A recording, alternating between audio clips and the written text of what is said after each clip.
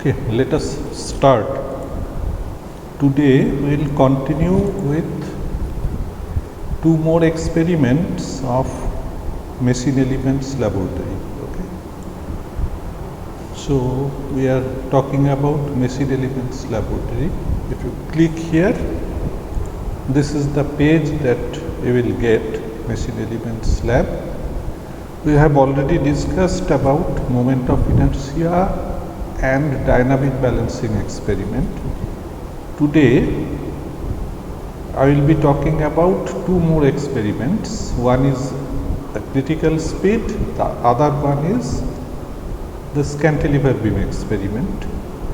We will see the details individually, but to discuss on these two experiments, let us recapitulate our previous knowledge on vibration measurements and the related topics, types of sensors, the analysis which we need to carry out, types of vibrations, etc. So let us start from there, the basics of vibration and vibration measurement techniques. Okay. So what we will get is a link of the PowerPoint slides, as well as this particular lecture will get in YouTube. So these links will come up gradually.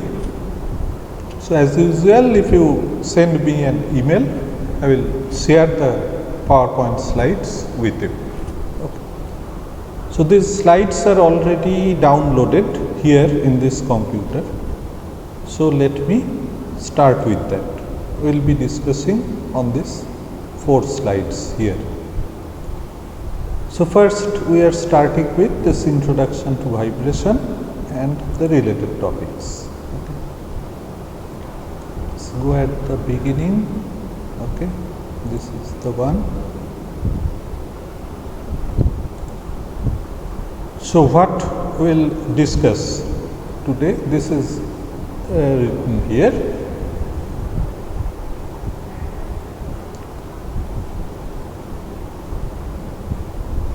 So these things you will find in the slide, and you can see here in this video as well. What is vibration? Okay, I am not going into that. There are types of vibrations, those things we will discuss somewhat. And what we are going to discuss, this what is vibration is understood, how vibration is quantified, like quantification of a person, his weight, his height, etc. If we wish to quantify vibration, what are the measures by which that vibration will be quantified? That is the thing. This is different types of vibration. Now in this connection, types of vibration will come. Single degree of freedom model is the basic model, and that torsional pendulum was an equivalent of this single degree of freedom model. We have already pointed out what is simple harmonic motion, and the equivalent of a spring mass system is that torsional pendulum experiment we discussed. Then what happens in forced vibration? So you take a note that in our previous experiment of torsional pendulum 1, it was a case of free vibration, but when we encounter forced vibration, there are phenomena of resonance. So that cantilever beam experiment which we will carry out, that is an experiment to find out the resonance phenomena under forced vibration condition. And there is another phenomena which occurs with forced vibration when the system is a rotor. Like our dynamic balancing experiment, we had balanced the rotor. Now the purpose of balancing is to reduce vibration, but still there are some speed of operation at which similar phenomena, similar to resonance phenomena, will occur. So that particular speed is known as critical speed. So we have another experiment to find out the critical speed of a rotor. So that is there, and to carry out these experiments we need to know about the sensors, by which we measure the vibration and we quantify the vibration. Here now, just measurement from the transducer is not enough. Okay. So a sensor, this vibration transducer means a sensor, it gives some output signal. We need to analyze that signal also. So that analysis technique that we'll also discuss here.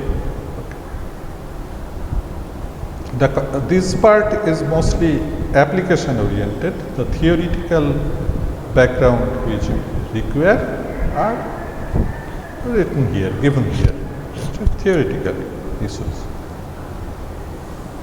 Now, why do we measure vibration? This is basically to vibration control, to control vibration, right? To reduce this amplitude of vibration, then to avoid resonance,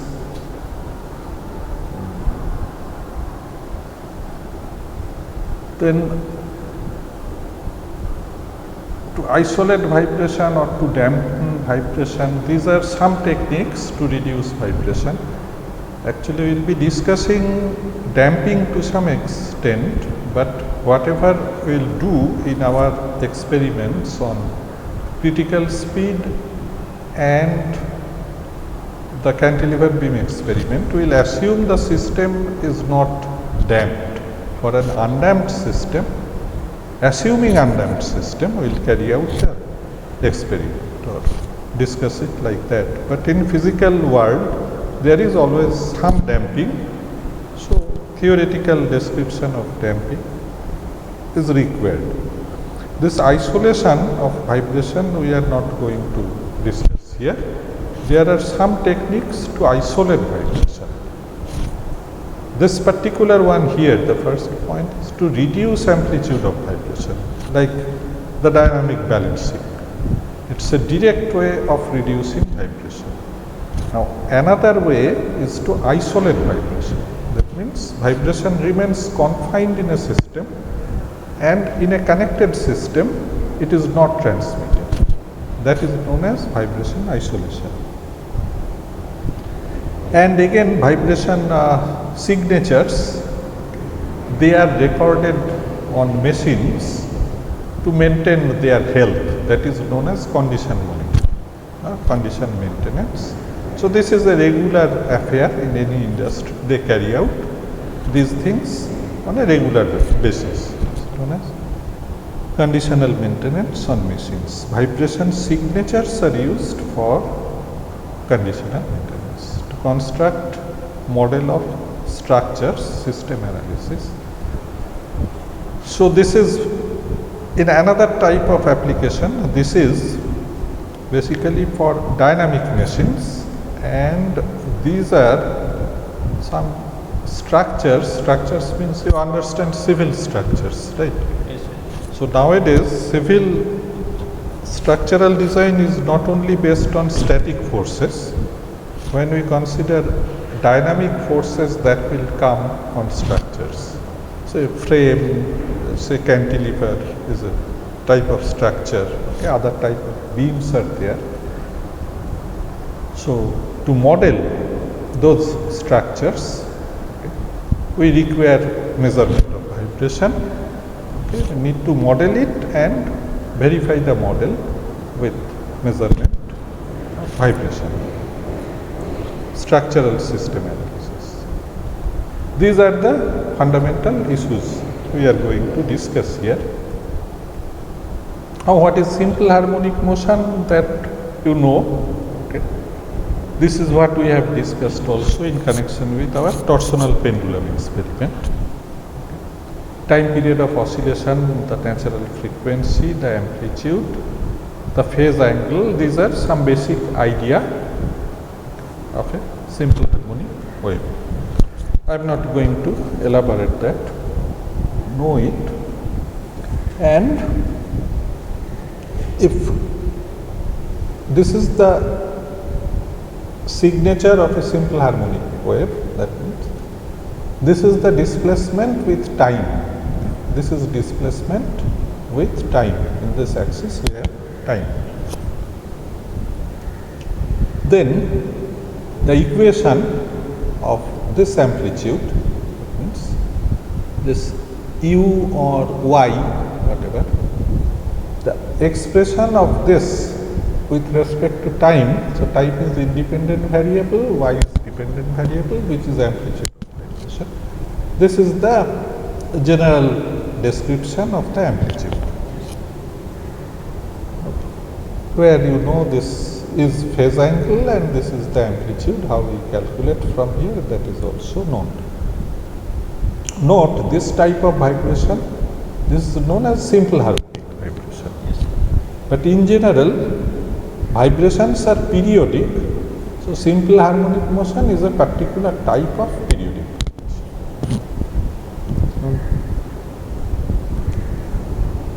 So different parameters, okay, that what we found from this graphical representation of a sine wave, that we obtain physically from this spring mass block. Similar thing we will get in torsional pendulum also. And it is not that this type of vibration is the only type of vibration. If we can attach another spring below this mass, you know that this will become a 2 degree of freedom system. This is a single degree of freedom system, and then we go on adding masses. It will become 3 degree of freedom, 4 degree of freedom, and ultimately n degree of freedom system. And what ultimately we are reaching to is a continuous system. Yes? Okay. So that way you can say our torsional pendulum experiment was for a single degree of freedom system, and what we will do with our cantilever beam experiment is that we will use a continuous system to measure vibration or its natural frequency. Clear? Now, vibration, quantifying vibration, which was there in the initial slide. What are these quantities which we use? Okay. So, one is the vibration amplitude. So, this vibration amplitude is the displacement. Yes. Okay. The displacement, change in displacement with time. But when this displacement is changing with time, if we take a derivative of this displacement with time, what we will get is velocity. And again, another derivative of velocity with time will give us acceleration. So these three, displacement, velocity and acceleration, they are the quantification of vibration, and in addition, what is not shown here is the frequency. So there is a vibration, that means all these things, these are examples of oscillatory motion. So it is not that they are pushing it in one direction, or even if it is moving in one direction, something is there which is undergoing oscillatory motion. So there the frequency, what is frequency? We get it from this time plot, we get frequency. Okay. To understand what is frequency, the time required to execute one single oscillation. So from this peak point to another peak point, this is time axis, we can measure what is the time. So we know how many oscillations will be there in 1 second. Yes. And we say that is hertz. If we calculate circular frequency, okay, then this is called radian per second, or unit would be radian per second, and there also 2 pi is the measure. That is what we have seen in our earlier experiment. So these 3 plus the frequency of the vibration is the parameters. That is how we quantify vibration. Clear? So what are these things? These are some instruments, or rather these are sensors. So in vibration measurement we need a sensor as well as the measurement unit. So whatever is written here, these are sensors. So this particular sensor, it senses displacement, then this one senses velocity, this one senses acceleration. The detailing of these we will discuss when we go into the measurement part. Okay. Now, what next? You know, connected with this parameters we have this stiffness, right, and this displacement and stiffness will give us a force. This is, if this is vibratory, this is a dynamic force. So for a system, the system signatures are either the displacement or the force. Is it clear? So these two we can measure. So force measurement is also possible, right? Although force is not a quantification of vibration, okay? Because this is a vibratory system, these are vibratory system. Force is external to the system, but when the system is under some force, the type of force produces some disturbance in the system and it gives a response. So that response is displacement, velocity and acceleration. So what is the system response? That we can measure through the stiffness, through this damping coefficient, okay, which is proportional to velocity, or this velocity signature is proportional to damping coefficient, and acceleration signature is proportional to the mass of the system. This part is known in your theory part, you did this. So let us see what are some measures in time description, how we measure. So we have talked about amplitude. Amplitude is the peak value, right? Indicates the maximum. But besides that, there are some other measures also. This one is average value. We can calculate what is average value following this particular equation. We can find out root mean square value, RMS value. Right? This is the expression. This is a factor, crest factor.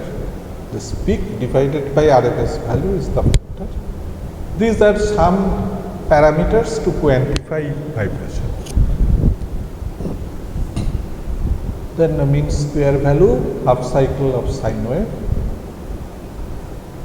This is half cycle average. Okay. This is root mean square value for a simple harmonic motion. It comes out as 0.707. Right? That means if we use here this xt or yt, what is this one? Whatever we have seen earlier, this is the expression. We substitute it here. Okay, calculate what is the value. So your RMS average value will come out like this. This is computed for half cycle. Your root mean square value will come out as 0.707. This you know. Okay. Now this is what we have already discussed, but then the point is this particular signal, you see, These are the signals that we get in our daily application. Whatever we have discussed up to this point, these are simple harmonic motion. But in actual application, the signal is not necessarily simple. It's some variation with time, right? So if we quantify this vibration signature in time domain, what would be the nature of this signal? It can be purely harmonic. Harmonic is not written here. Okay. So that way, in general, it can be a periodic. Okay. It can be periodic, and then you see this classification. It can be continuous or it can be transient. Transient means you strike by a hammer here one time. So this will vibrate, but this is a transient vibration. And when there is continuous means both are example of forced vibration, but this forcing is continuous in time. This is discrete and this is continuous. So if we go on repeating hammering, this transient signal, it will repeat here, it will become a continuous. Yeah.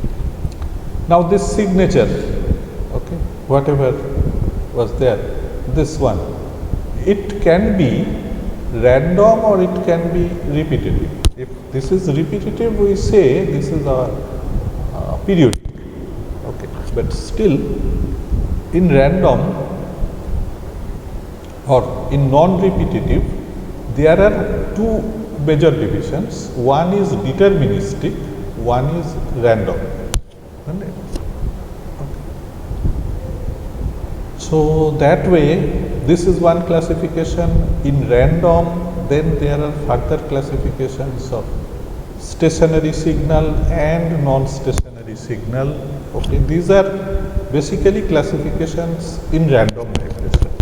So random vibration is a different aspect of vibration. We won't be discussing about random vibration here. So what we will be discussing here is a continuous vibration and which is periodic. Okay. So units of vibration signals for displacement, this is the length unit meter, this is meter per second velocity, and this is acceleration unit. See, some values are given here. So right now, say these are some values written here, but then we will see there are some standard values which we use to quantify vibration signal also. Like for acceleration measurement, G, you know what is G, acceleration due to gravity. Gravitational acceleration is used many a time as a basis. Okay. So this thing is known to you, these things we have discussed. So the elements of the vibratory system, the stiffness, the damping coefficient, the mass, these are shown here. The effect of damping is also known to you. More damping means reduction in vibration amplitude. The time plot would be like this. Now let us again go back to our modeling. The simplest one, single degree of freedom system, spring mass system. You know how to analyze this thing. Now if there is a damping element, okay, so this is a undamped system, there is no damping. If it has a damping in between, then this particular equation, okay, this will change due to the presence of this damping force. Due to damping present here, this is for spring mass system, this is the general equation consisting of dynamic force, damping force. So we eliminate these two, what we get is a pure spring mass system. Okay. Now again, see in this equation, if this part is 0, this is external force. Then this is a case of free vibration. If it is there, it is a case of forced vibration. This is the simplest equation we have. This is the one we used in our torsional pendulum experiment. Now, in damped vibration, this is the system equation for an undamped single degree of freedom system. If there is a damping element, then we cannot neglect this part. So our system equation in that case would be like this. Okay? It would be like this. So solution of that equation, okay, is something like this, and that again can be solved from the roots of this quadratic equation. So this is a damped vibration, damped free vibration. This theory also you did in your theoretical course. So these are the roots of the vibration, and substituting that, there are three different cases: over damped, critically damped, under damped system. These parts are known to you. This is the signature time plot of vibration amplitude for damped system. There is this concept of a critical damping as well, right? So this is not what we are going to discuss. This quantity is known as critical damping factor. Okay. Now the plot, that means if we under root হবে এটা, this is increases. If this is not the definition of critical that factor, you see in the definition of this factor, this thing is there, right? It's okay. So what is this plot? This is basically for a damped system. Okay. Say now, if we consider a system under an external loading, there is an external force. So this external force is dynamic in nature. Dynamic means it is repetitive, say. So this force has a frequency. Again, the damped system itself, it has a frequency. Okay. So that frequency for undamped system, this is the frequency. Even for damped system, we have a natural frequency, right? So when frequency of the external loading and this frequency of the system, natural frequency, if we plot it in such a way, so what is this R? This is known as the frequency ratio. So this is the ratio of frequency of the external force. We say this is excitation frequency or excitation force, and the natural frequency of the system, either damped or undamped. Then this is a plot which is known as the magnification factor. What is that magnification factor? It is a ratio of the amplitude, okay, that is considered with the static deflection which we would get if that force was applied statically. Right? So that you know about this thing. If this is undamped, this at the natural frequency, this is natural frequency actually, it will go to infinity. Okay, and then associated with this, R is R is frequency ratio. Frequency ratio. Yes. Okay. So for undamped system, at this one, this is excitation frequency by natural frequency. So this is 1 means our excitation frequency is equal to the natural frequency. This is known as resonance phenomena, right? And that resonance, see in this graph, it is going to infinity. But if there is damping present in the system, there is some reduction in amplitude. With increase in damping, this amplitude will also reduce here. Now associated with this, okay, there is another plot which is plot of phase angle with frequency ratio. What does it mean? What is this phase angle? Actually, this phase is measured between two signals coming from, let us go back there in our earlier slide. In the very beginning, we had used this one, right? There is a forcing, there is a signature, vibration signature. So this force is dynamic.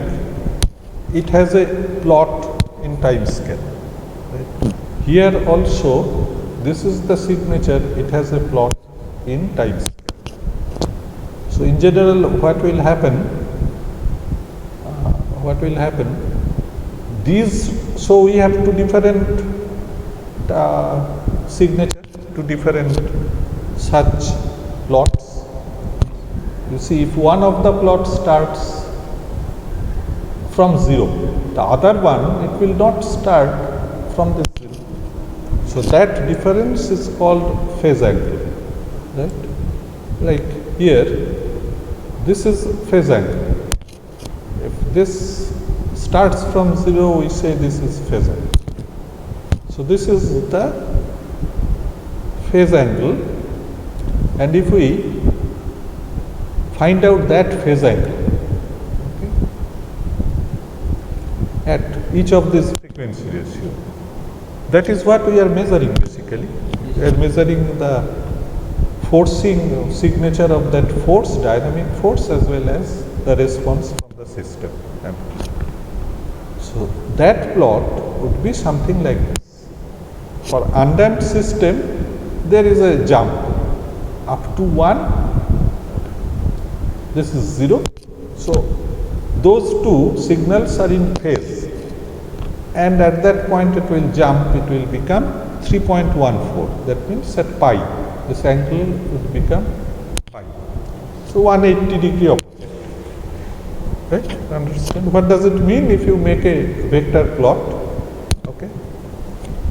Of the force, one is your external excitation force, other one is the force which we are getting from the system response. Okay.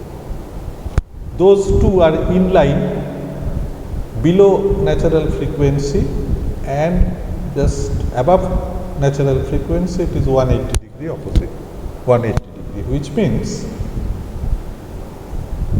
the system generated response is opposite to the phase of the excitation. This is important, okay. So this thing is important in some physical phenomena. We will discuss it when we will come to our critical speed experiment. But this is known to you, right? This phase angle. Now let us go into some detailing on forced vibration. So in forced vibration, there is a forcing, dynamic forcing, and there is a signature of this system which we measure from at some point.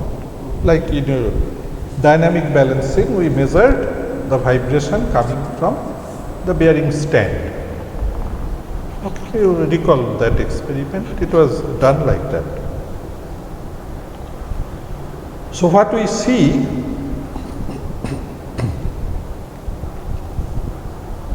this is in time domain, okay, and if this is periodic, what is shown here, is our vibration response in time, but this periodic signal which we will get in time domain, okay, that is now separated in different frequencies, right? So what does it mean? A periodic oscillation is not the case of a simple harmonic motion, but you observe all these are simple harmonic motion. Yes. So what will happen for a periodic vibration signal, we can decompose it into several such individual simple harmonic motion. It is shown like that. Okay. So these frequencies have different, this individual simple harmonic motion has different amplitude and different frequencies. Okay. So this is shown in frequency plane. In frequency plane will get some other amplitude at some other point, that is also measured. This is basically our magnitude and phase angle plot. Okay, that means these two plots, magnitude plot and phase angle plot, are shown here. Okay, magnitude means this is our magnification factor. This is our value, something 1. This phase angle. Okay, this frequency ratio, basically the same thing is shown. So this is what we have discussed earlier in our initial, one of those initial slides. There is a input force, there is a vibration signature. So in between there is something, this is known as the system response. Okay. So as if on this system, if there is an input, we get an output, as if the vibration is output due to this input. Okay. This is a system modeling. See it, where vibration is measured, obviously where we will get the maximum signature of vibration. Usually for a rotating element, this is the bearing housing. This we know in our previous experiment. Okay. Now what are the sources of vibration? This is where we measure vibration, but sources come from the elements which are supported on the rotor. In our dynamic balancing experiment also, we had 3 rotors, but in actual application they can be some gears, something, some bell drive, some pulleys, some impellers, okay, some other type of impeller, etc. And then what we observe from here is basically this thing, right? As if the vibration signal, this vibration signature is periodic in general. If this is periodic, we decompose it into the individual elements which are simple harmonic. Yes. So these simple harmonic vibrations has an amplitude and it has a frequency. Yes. Can identify from here? Yes. So this is now plotted in amplitude frequency plane. So you are getting it. Our basic signal is in time plane. We are getting amplitude in time, but that is a periodic signal. It is not purely harmonic. So we are decomposing it into the individual harmonic waves. And then we are plotting on this frequency axis. If we see now from this direction, what we see is the amplitude, the line. Clear? So these amplitude lines are coming here. This is what is done. So usually this is how we see our frequency response. Okay. Clear? These are the frequency elements. and these are the amplitudes. Okay, sir. What is order frequency? Actually, for rotordynamics, it has a particular rotational speed. Okay, that has a corresponding frequency. Yes. Say 600 RPM means this is by 60, 10 hertz, right? So at 10, if it is 10 is our rotational speed, then say this is the first. If this is 10, second means is 20, 30, 40, 50, etc. 10, sir. Acha, okay, something will come. Yes. So understand these are known as order frequency. Higher order, similarly, the half order, 1/3 order, that is also important. So in forced vibration, what happens? What is the plot of forced vibration? This is plot of resonance. Okay. With time, the amplitude goes on and it becomes unbound. That we have seen in this plot itself. We understand.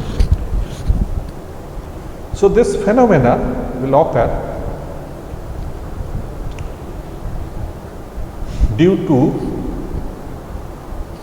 the matching of forcing frequency with the natural frequency that we'll observe. This resonance phenomena we'll observe in our cantilever beam spin. Okay, we'll measure it. And again, for a rotor, there is critical speed that we'll observe, and in both cases, this phenomena we'll observe.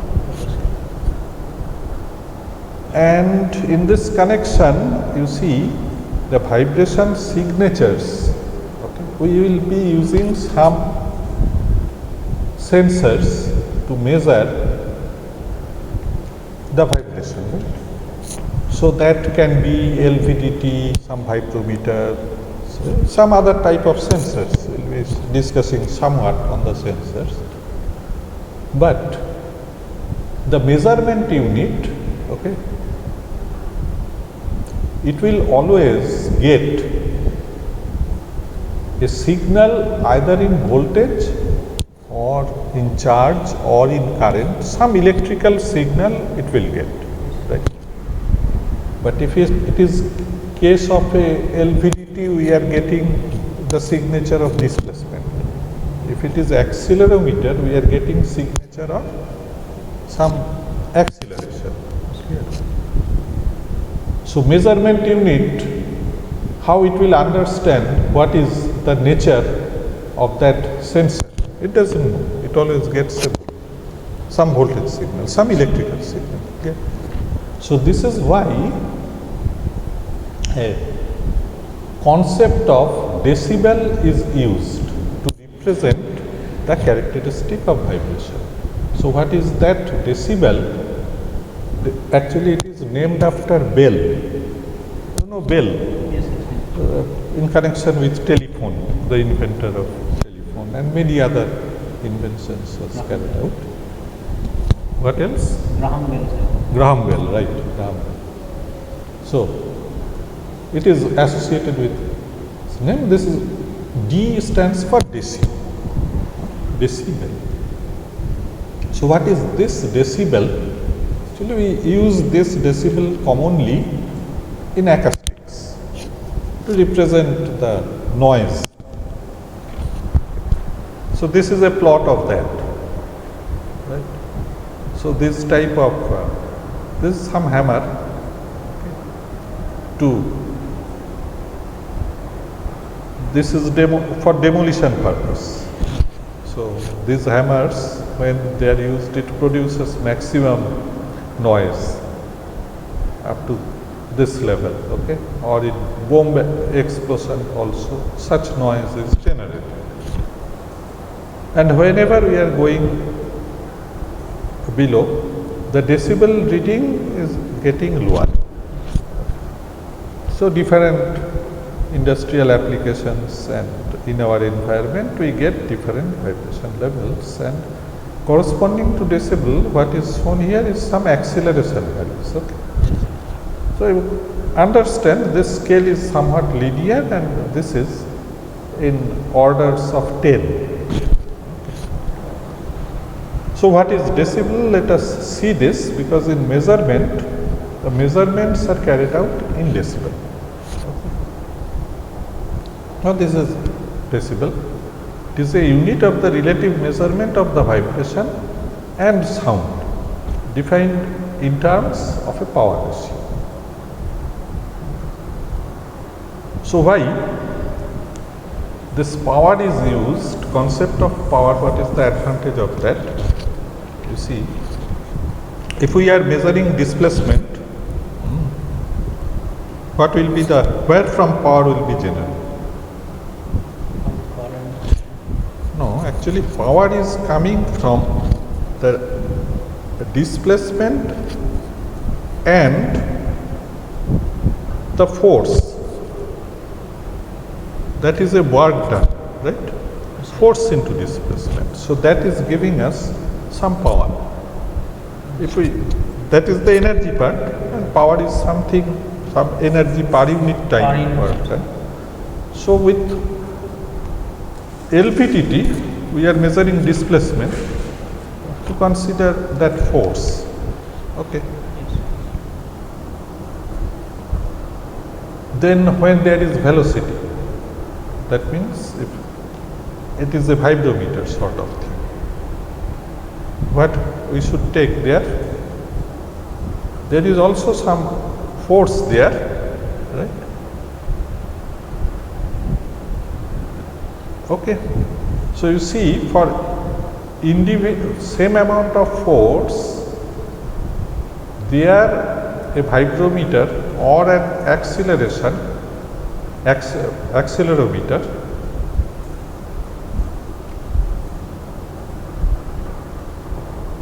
the force requirement, okay, that will go on changing. Is it not? For LVDT, that way we don't have any role of frequency there. In vibrometer, we have the velocity. So this velocity is coming from the frequency. If it is a case of accelerometer, we will get some omega square term, right? Yes, Like, so that way, this power is associated with all those measurements in different form. Okay, and this also gives us that for different frequency range, different type of sensors become more responsive. That means their accuracy level, they are affected by the frequency of the particular vibration. Okay. So that is why at lower frequency, usually LVDT is used. It is more responsive. Okay, then when frequency is gradually increasing in between state, we use vibrometer. For high frequency application, we use accelerometer. Even there is a case when we have a static force, then we use a strain gauge. So that is why different types of sensors are there. But ultimately, we are measuring some power, we are taking the ratio of power associated with those devices. That is the logic there. With the reference power, we are obtaining a ratio. Okay. For that, some standard quantity, okay, we should fix. For acceleration, this is our g value, right? This is acceleration due to gravity. This is the standard. sir. 10 to the minus 6, 9.11 is. Oh, okay. So this is not a g value, 10 to the power minus 6 g value. but it is in terms of g somehow. For acceleration it is g. Then again for velocity, see meter per second, but this is 10 to the power minus 8. So these are some standard with which our measurement is related, right? So that way you see why this power is associated with this square proportional square the amplitude of vibration or voltages. Why it is like that? Say it is a case of static force, force into displacement. So force is basically stiffness into displacement. So force into displacement is stiffness into displacement square. Clear? Stiffness into Force into displacement. Force is stiffness into displacement. So ultimately power is stiffness into displacement square. Clear? Similarly, if we get vibration measured, then also we'll get something, some signature, some force. We'll combine them, we'll get a velocity square. In acceleration also, we have seen also how we get a omega n square term. Right? We get a square of acceleration coming from the product of this force and then some displacement in some form. That is there. So, what is definition of decibel now? It's a unit of relative measurement of vibration and sound. It is defined in terms of power ratio. This is the definition.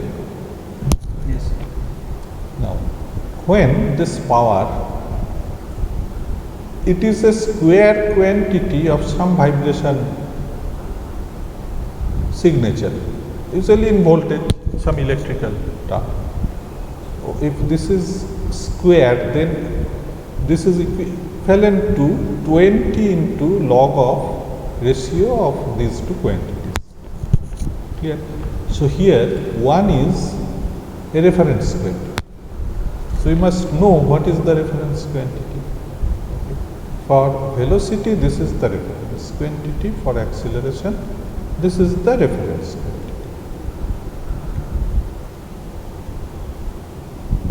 So this is that. This is how we define decibel. Okay.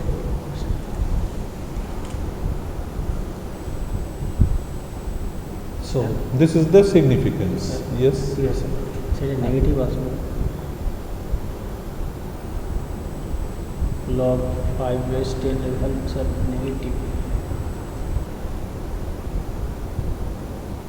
Log 10. Okay. Okay. Negative wise. Sure. What is the value?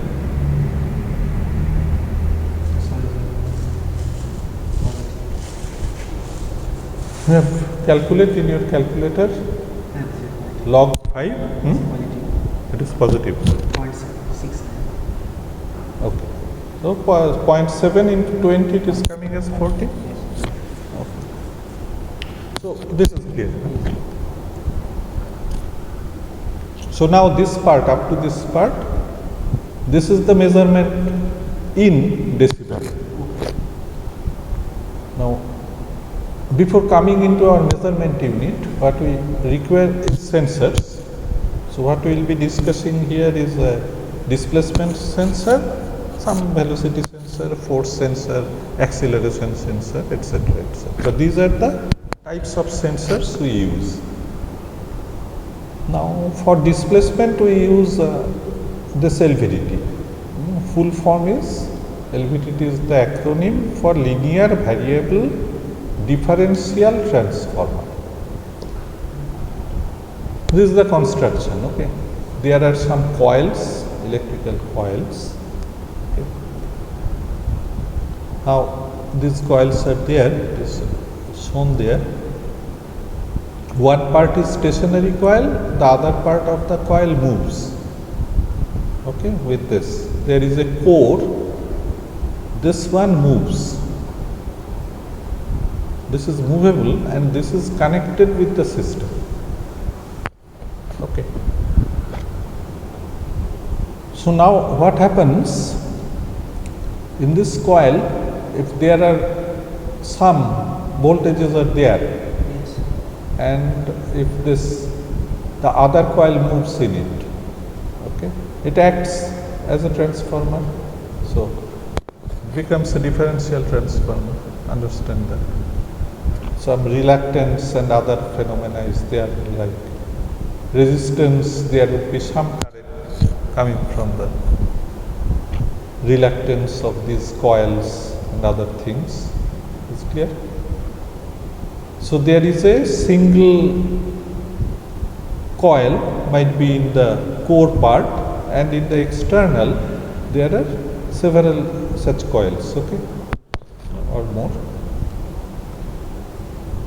So due to the movement of this is known as the stylus of the LVDT. If it moves, there would be some voltages induced. So this would be the output from this particular LVDT sensor. So which is our input into the measurement circuit. Is the electromechanical transducer used for rectilinear motion coupled mechanically corresponding electrical signal. That part is clear. Huh? This is LVDT and its working principle.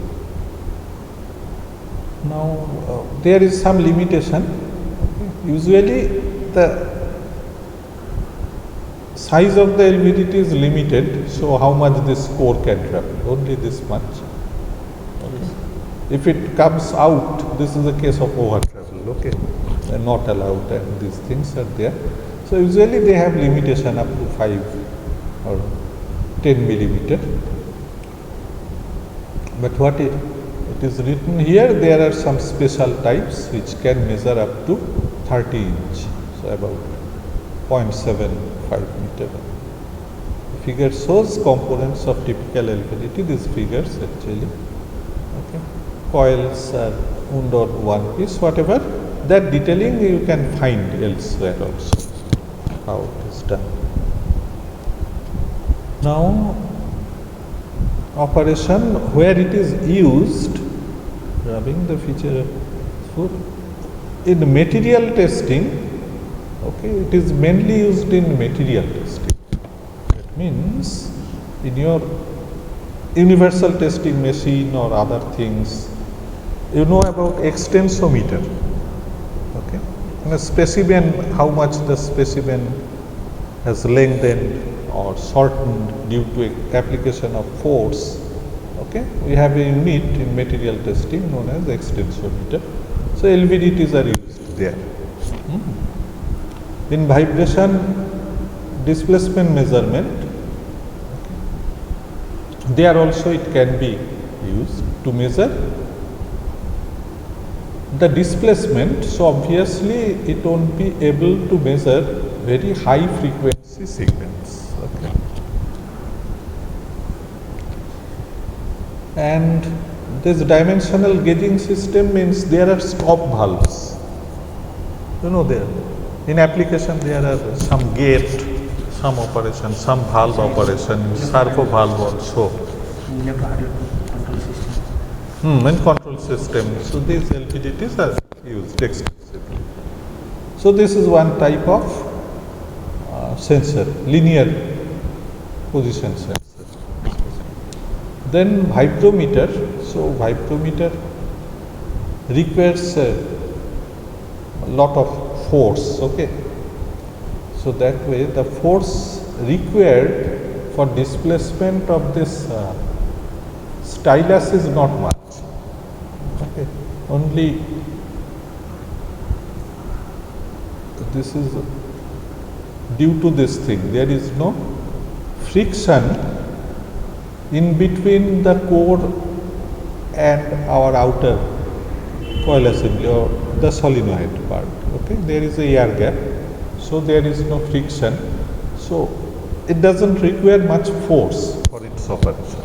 But in general, the vibrometers, they require a lot of force for its operation. Okay. So some form of this LVDT is used in vibration signature measurement also. So that part I have used.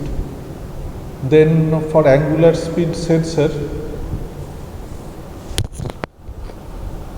general manual or physical measurement is carried out by tachometer, where we make a physical contact with the rotor to measure the angular speed.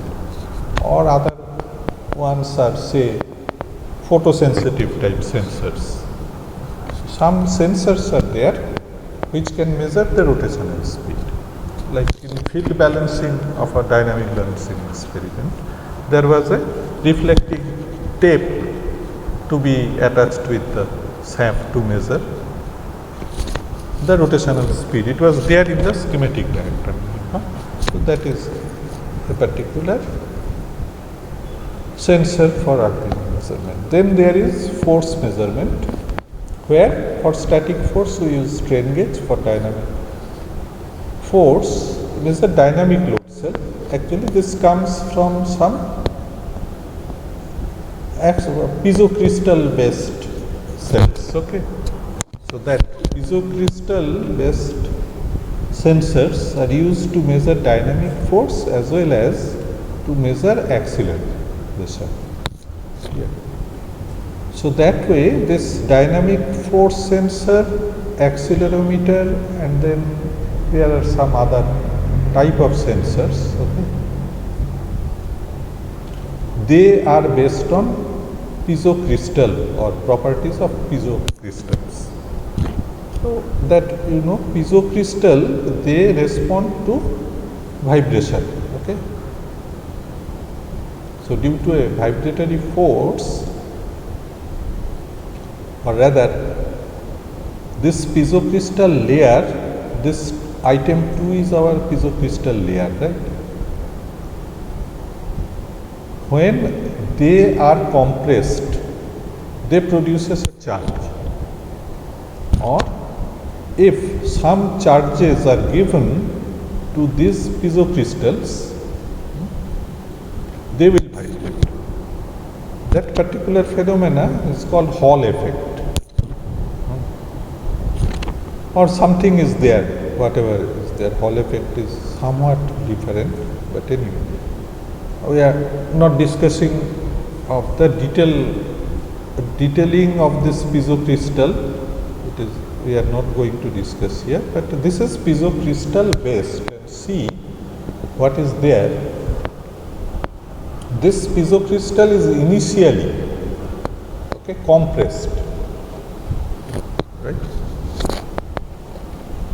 These two layers, they are attached with some fixing arrangement here. You understand? This is something is fixed there, and there is a mass. So this is initial condition.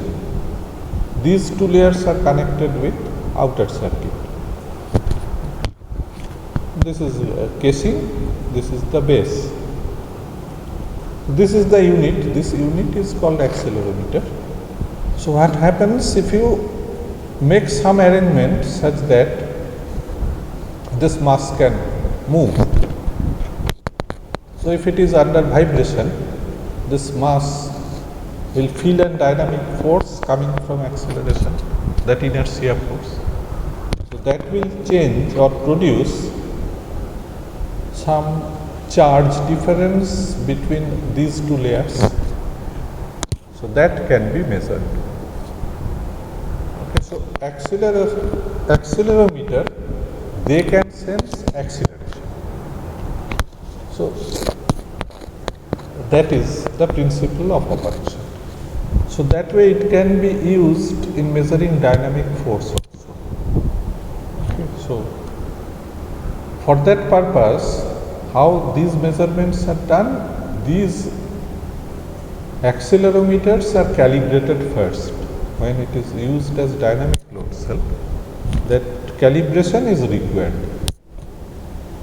And then from this external signal which we are getting in actual experimentation, we use the calibration curve to find out what is the magnitude of force. The initial calibration is how much force produces how much of signal. You understand? Okay, then there is a fixing arrangement. Usually this is not a very massive unit. In general, these are small units. You understand how these are fixed, okay? So this is a double stud mechanism. Then there is a glue pad mechanism. Instead of glue pad, it can be a magnetic base also.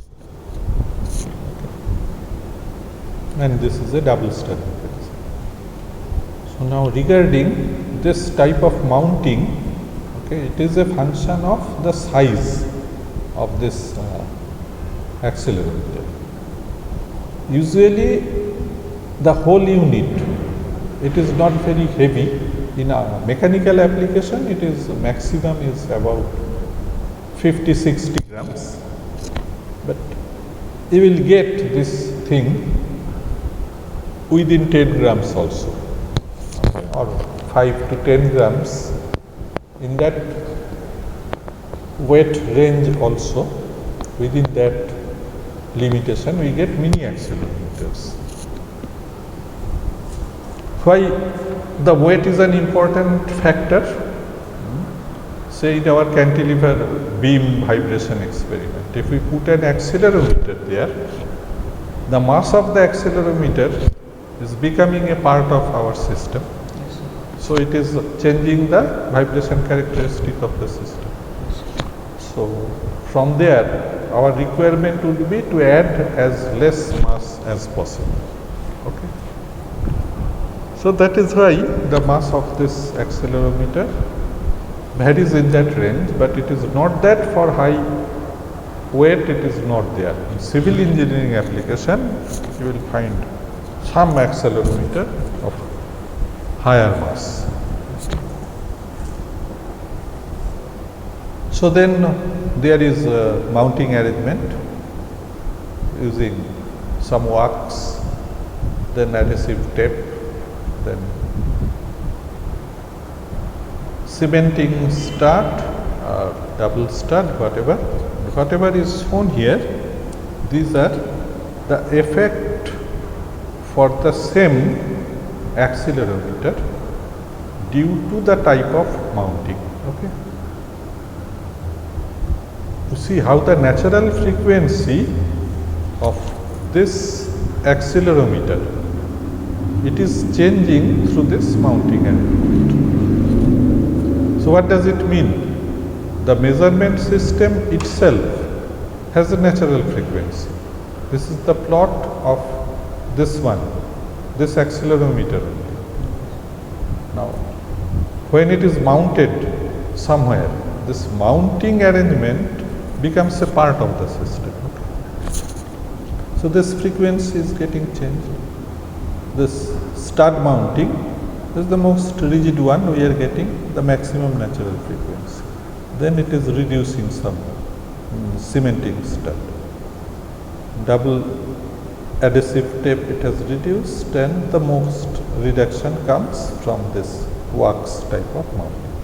Actually miniature accelerometers, there we don't have the provision to put this stud. So they need to be mounted by this wax only. They are such small items, only 5 to 10 grams. So this is the only way it is possible. And you understand this is the thing, right? Yes.